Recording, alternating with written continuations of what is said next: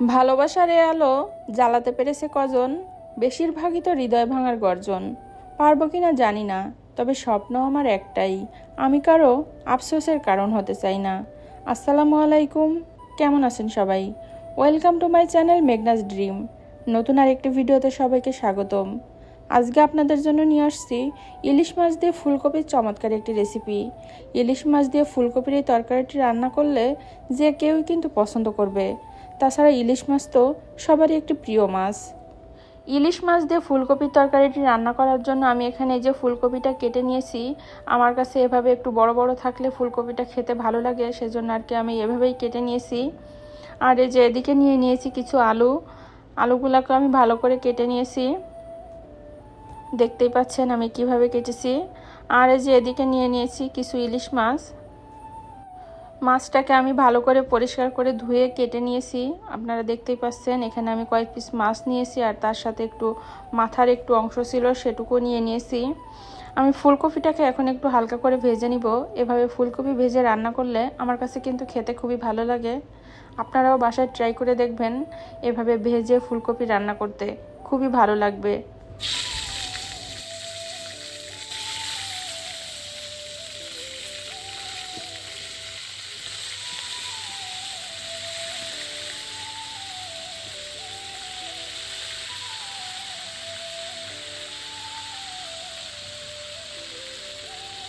ফুলকপিগুলো ভাজা হয়ে গিয়েছে, আপনারা দেখতেই পাচ্ছেন আমি কিভাবে ভেজে নিয়েছি। আমি খুব বেশি একটা কালার করে ভাজি নাই, আমি হালকা একটু ভেজেছি।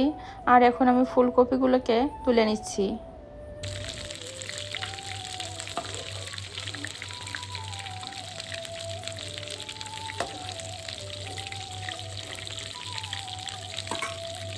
ফুলকপিগুলোকে তুলে নিয়ে আমি তারপরে ওই তেলের ভিতরে আলুগুলোকেও ভেজে নিব।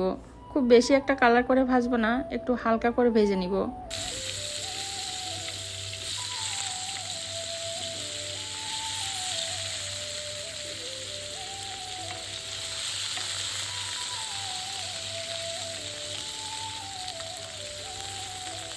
আমার আলুগুলোকে খুব সুন্দর করে ভাজা হয়ে গিয়েছে, এখন আমি আলুগুলোকে উঠিয়ে নিব।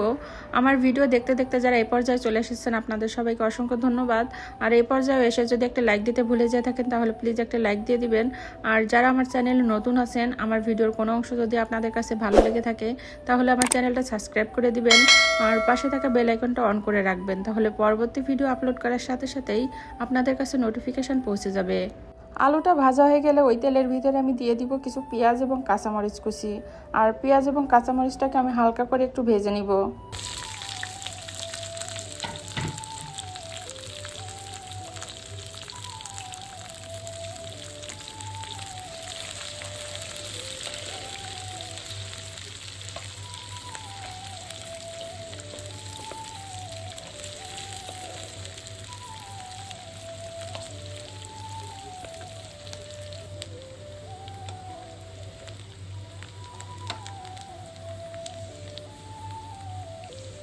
পেঁয়াজ এবং কাঁচামরিচটা ভাজা হয়ে গেলে আমি পরিমাণ মতো লবণ দিয়ে দিব, আর তারপরে দিয়ে দিব বাটা মশলাটা।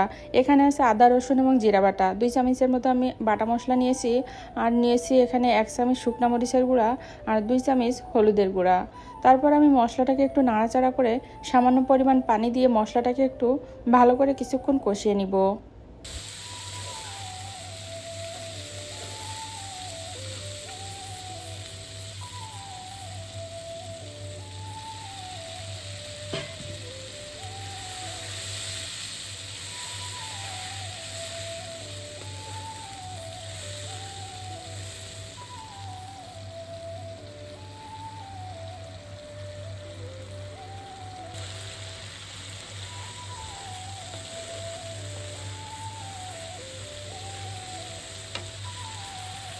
মশলাটাকে ভালো করে কষানো হয়ে গেলে আমি ঝোলের জন্য কিছুটা পানি দিয়ে দিব।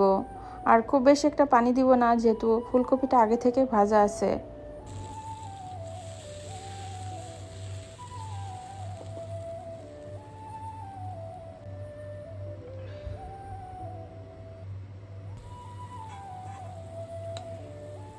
ঝোলটা যখন এরকম ফুটে উঠবে তখন আমি ভেজে রাখা ফুলকপি আর আলুটাকে দিয়ে দিব।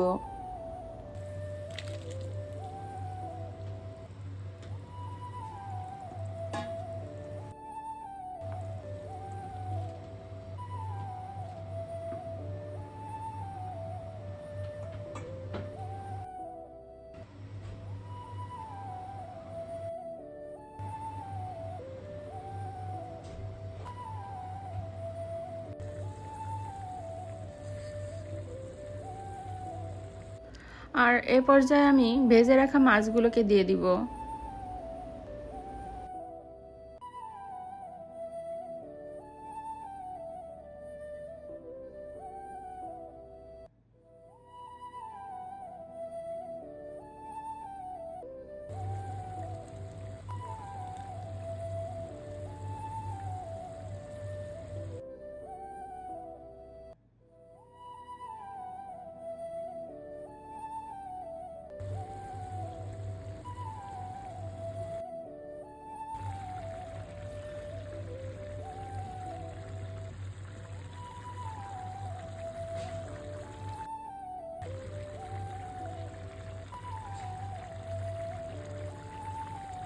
তরকারিটা প্রায় রান্না করা হয়ে গিয়েছে।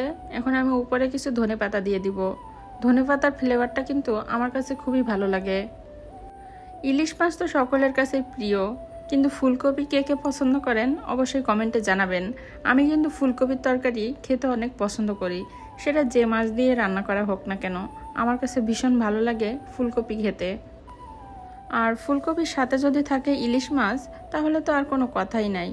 বাসার সবাই একবার খেয়ে বলবে আবারও রান্না করো ফুলকপি দিয়ে ইলিশ মাছ। আমার রান্নার ভিডিওগুলো আপনাদের কাছে কেমন লাগে কমেন্টে জানাবেন। আপনাদের একটা মূল্যবান কমেন্ট আমার কাছে অনেক গুরুত্বপূর্ণ। আপনাদের সুন্দর সুন্দর কমেন্টগুলো দেখে আমার খুবই ভালো লাগে। আপনাদের কমেন্ট দেখে আমি আরও নতুন নতুন ভিডিও তৈরি করতে অনুপ্রেরণা পাই। আজকের মতো ভিডিওটা এখানেই শেষ করছি। দেখা হবে পরবর্তী কোনো ভিডিওতে। সে পর্যন্ত সবাই ভালো থাকবেন, সুস্থ থাকবেন। সবার জন্য রইল অনেক অনেক শুভকামনা। আসসালামু আলাইকুম।